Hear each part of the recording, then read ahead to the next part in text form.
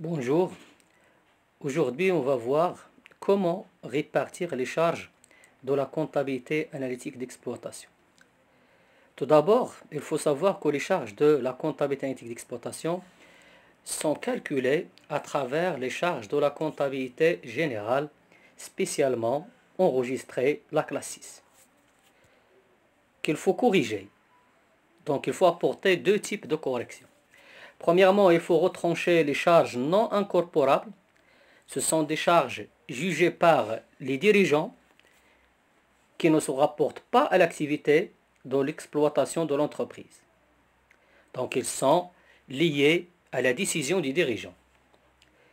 Et il faut les retrancher des charges de la comptabilité générale. Les charges supplétives, ce sont des charges qu'il faut ajouter et pour lesquelles la comptabilité générale ne reconnaît pas le statut de charge. Et elles sont précis au nombre de deux, généralement. La rémunération des capitaux propres à un certain taux d'intérêt et la rémunération du travail de l'exploitant dans le cadre d'une entreprise individuelle.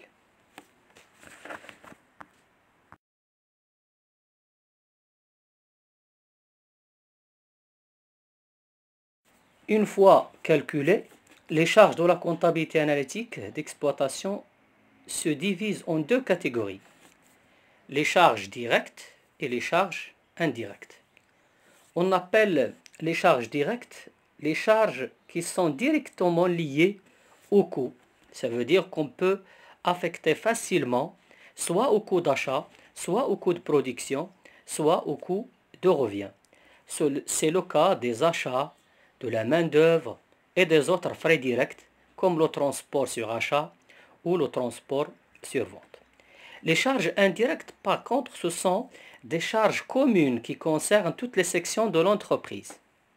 Donc leur répartition, elle pose problème.